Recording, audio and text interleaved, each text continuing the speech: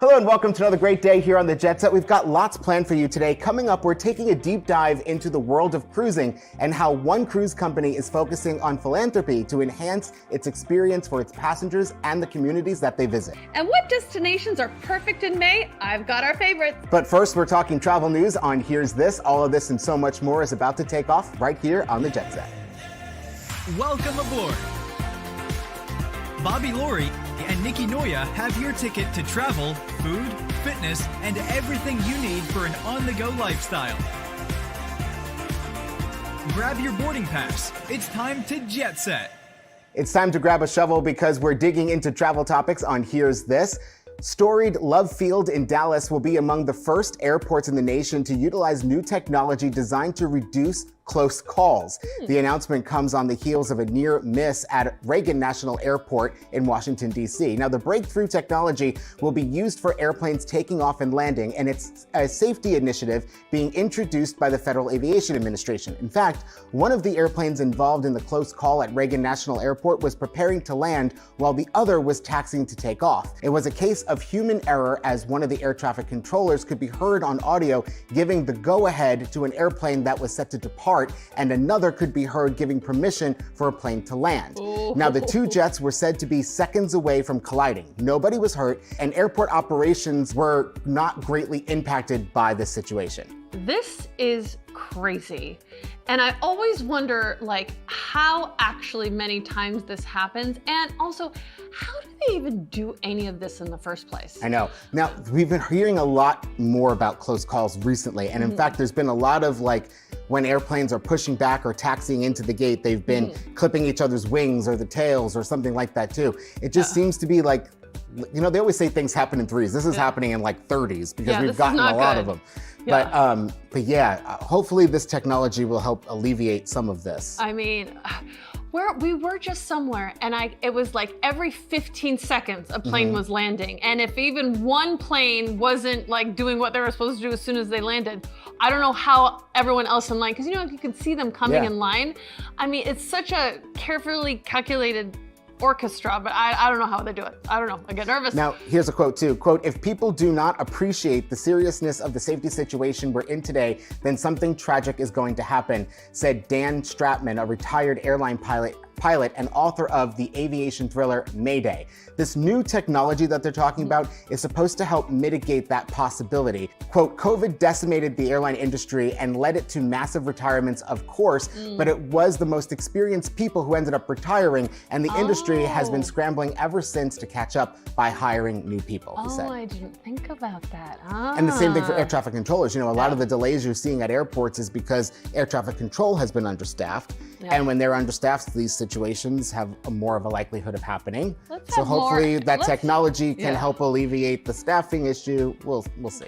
Oh, okay. What else do we have going on Just wear here? your seatbelt, Nikki. Yeah. That's all. Just keep your seatbelt fastened. When you get in your car here, wear your seatbelt. Well, when you're at home, I'll get you a seat. Just wear a seatbelt. You probably should. You probably should. Yeah. San Francisco files lawsuit over name change of the airport. Okay, have you heard this story? I have heard this story. We just talked about it. Okay, Oakland International Airport is renaming themselves San Francisco Bay Oakland International Airport, which attorneys say is a false designation of origin. Because the San Francisco International Airport is saying people are gonna get confused because now you're calling yourself San Francisco Bay. Now, the Oakland city already went in and approved this change. So the airport's officially, their name has been changed. So now to the Oakland San Francisco Bay International Airport. Okay. So now when you go to fly to San Francisco, which airport do you choose? SFO says it's trademarked and you can't use the San Francisco name, even though Oakland is just across the bay. So who owns the name San Francisco? Well, I have a question. Just why? Why? Why are we doing this? Why did we need to all of a sudden do all this stuff and confuse a lot of people, and now no one knows what's happening? Just here in Oakland, stop. Well, with that said, we'll be right back with more of the Jet Set in Oakland. Just stop. It's time again to get your iPad packed with the movies, books, and podcasts you'll need for your next trip that you're going to go on soon on In-Flight Entertainment Especially if you Update. land at SFO and you thought you were going to Oakland. Exactly. Okay, read this. The Most Fun We Ever Had by Claire Lombardo. In this rich, complex family saga full of long-buried family secrets, Marilyn Connolly and David Sorensen fall in love in the 1970s, when I was born. Then you're going to listen to this, The Travel Diaries. Join journalist Holly Rubenstein every week for a new episode of The Travel Diaries, an interview series podcast that highlights a special guest and their unique adventures around the globe. In each episode, guests can also share more about their favorite travel destinations to inspire your wanderlust. One of my favorite words ever. You inspire me. You go all these places without me. I just look up to you. Keep going. Watch this. Upgraded. Anna is an ambitious intern dreaming of a career in the art world while trying to impress her demanding boss, Claire. When she's upgraded to first class on a work trip, she meets a handsome man, Will, who mistakes Anna for her boss. A white lie that sets off a glamorous chain of events, romance, and opportunity until her fib threatens to surface. Take a look. Look at that. This is actually a depiction of a swan. But what do you see? What do you feel? I feel you don't live here. Ronnie, She could stay here, but I can't get a dog. she's my sister. There's a difference. Yeah, there's a difference. You can have sex in front of a dog. Today's a big day for Anna. They're doing one of those big auctions. If I want to work at a top art gallery, I gotta get a good recommendation. And there is no better recommendation than Claire DuPont. Good morning, everyone. Erwin's clients are about to walk through that door, and I will not allow them to see anything less than perfection. You. What's that massive oil spill on the back of your shirt? It's not like we work for a sociopathic perfectionist or anything. Oh, God. Hello? It's Claire, your boss. I need an extra assistant. I just got invited to go to London with Claire DuPont. You're not on this flight. I put you on one that leaves in 4 hours. An economy. You just been upgraded. We've got to take a quick break, but we've got lots more of the Jet Set coming up in just 60 seconds.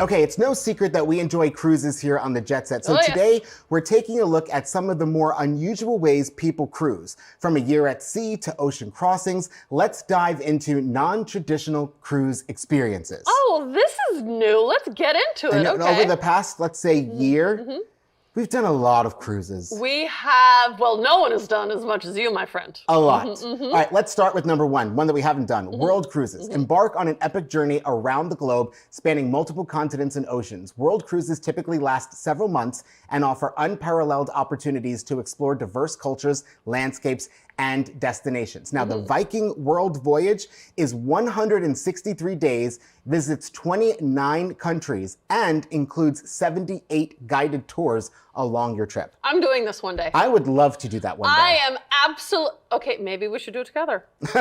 Maybe. Can you live in a room with me for 163 days? I'm sorry, what? That's what I thought. Let's move on. But we are going to do that. Okay.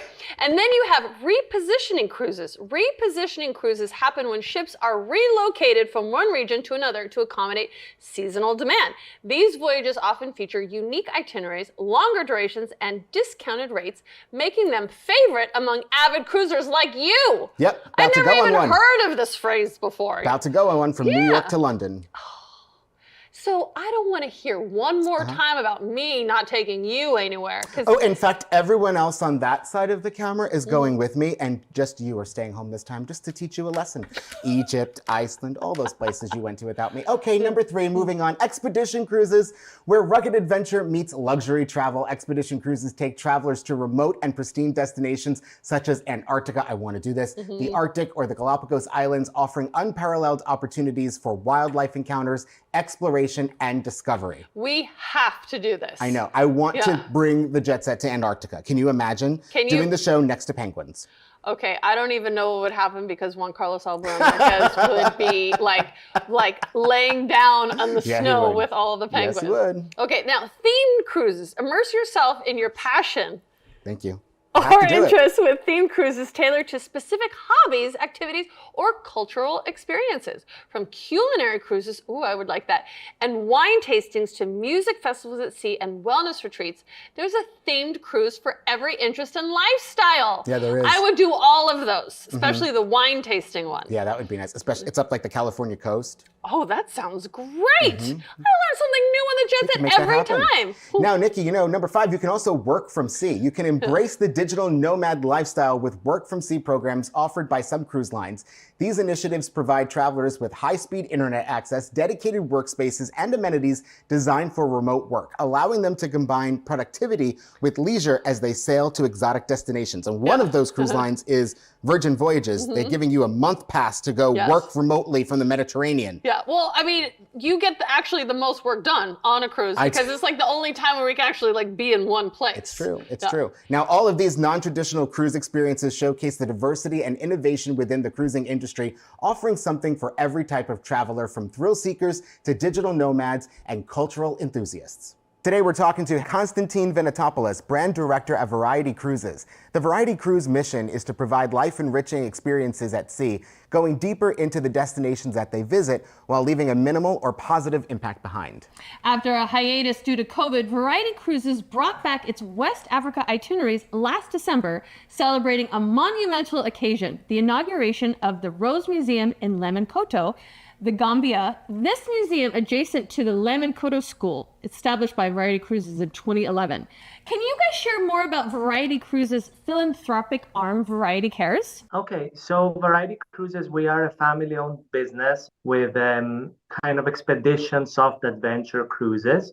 Variety Cares is our foundation, which is kind of like an organic continuation of what we stand as a cruise line as well. Our small boats visit really unique locations, and being that our guests are really driven by authenticity and local economy, supporting local economies, and really understanding the destinations they visit, we really dive deeper and connect with the communities we visit. What inspired the cruise line to establish a museum? When we first visited the location, because the Gambia is not really driven by tourism, and our ship is able to go into the river, into towns and villages, which actually some of them do not even have electricity or access to clean water.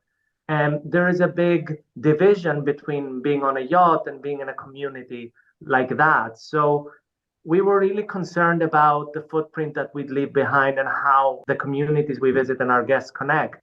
So we were able to talk to the local governments, and they asked us to help them with the education system. So in Lemmenkoto, that is one of the most remote areas, we were asked to help support and build a small school there. So first, initially, that's how it started. Now, first of all, it's an amazing thing what you've done. You know, the inauguration of the Rose Museum coincides with the return of Variety Cruises' West Africa itineraries. How does the cruise line integrate philanthropy into the travel experience for the passengers? It's a combined thing, really, because all of our programs are driven by local communities, visiting the archaeological sites, connecting with things that are important to the places we visit, the local economy, the local education.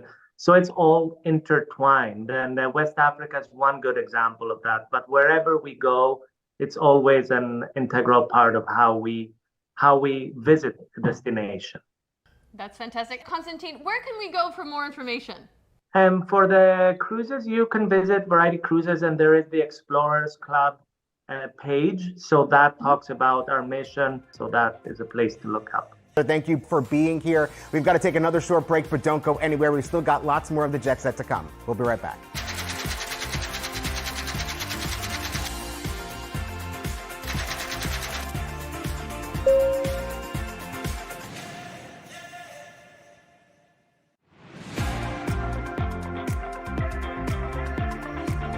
Travel news is back again on Here's More. The world's busiest airports were revealed in an annual ranking, with Atlanta's Hartsfield-Jackson International holding strong in the #1 slot as it has been for the past 2 decades. Whoa. The big shakeup was Dubai taking the number 2 slot for the first time, but the airport barely had time to celebrate its achievement before record storms swept the UAE, resulting in flooded runways, congestion, and disarray at the Middle Eastern hub. Heavy rains also hit Qatar next door, but Doha's Hamad International Airport got off more lightly, meaning it didn't take the shine off its big win this week, being named the world's best airport for 2024, according to a Skytrax poll of travelers around the world. I believe it. I think we always forget that Atlanta actually always takes the top spot as the busiest airport. This is news to me. Really? For sure. What did you think was the number 1 airport?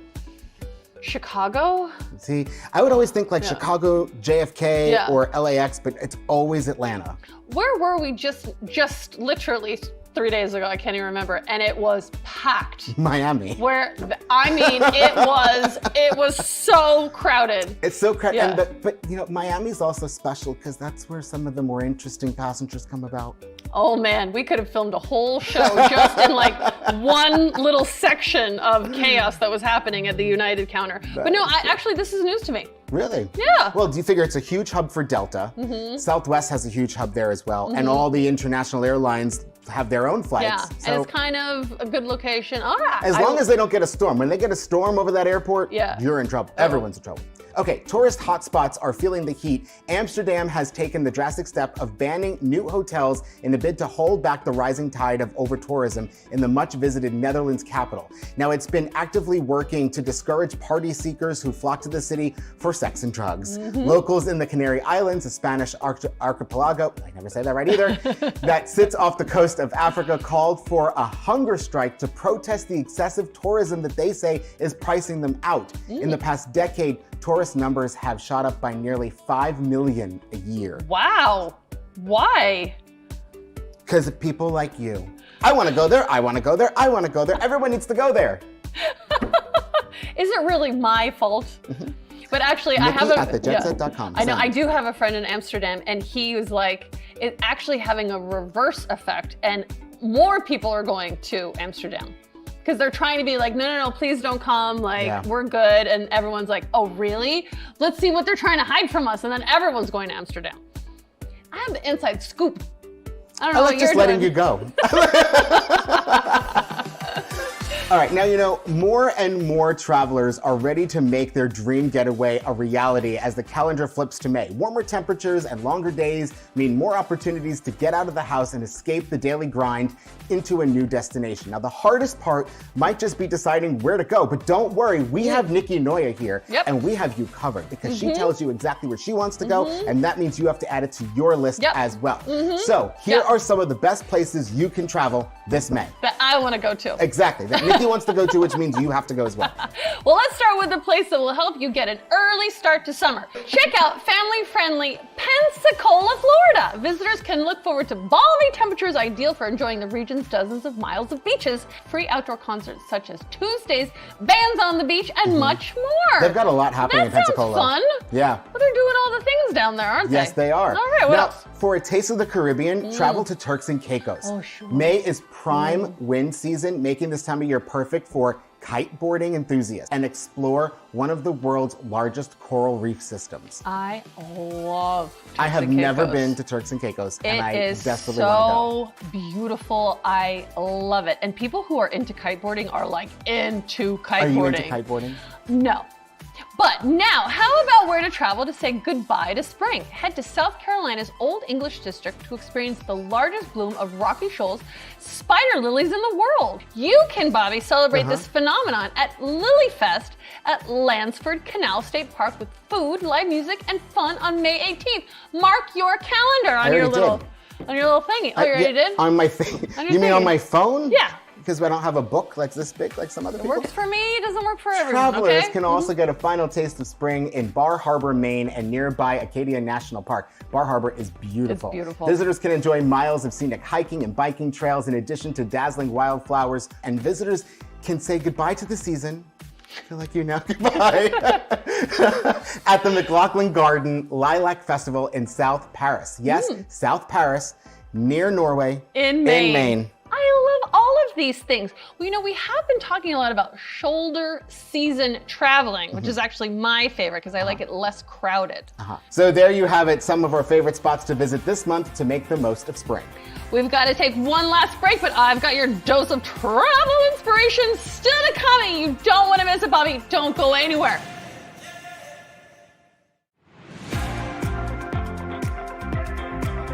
Okay, everybody, it's time again for your daily dose of travel inspiration on the go, where today we're sending you to experience the Greek island glow itinerary on Virgin Voyages. Yep. We were just on a Virgin Voyages. It's coming up soon. And we are into all of this stuff. We just love it. Okay, you're going to set sail to Athens with its bright blue skies, sand-fringed shores, and vibrant street art scene.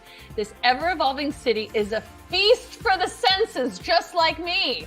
You're a feast for the senses. Sure am, babe. See Santorini from the charming hills of Oia to the stunning Caldera coast. This island is famous for its fiery sunsets. This is the thing. The sunsets in Santorini are, I think, the best in the world. And I would challenge anyone who says no. And then you're going to go to one of my favorite places on earth, Bobby. Explore Mykonos. Known for its hip beach clubs and electric nightlife. This is a true story. But don't miss the island's quieter side, where you can immerse yourself in its tranquil charm and spectacular beauty and the most delicious food ever.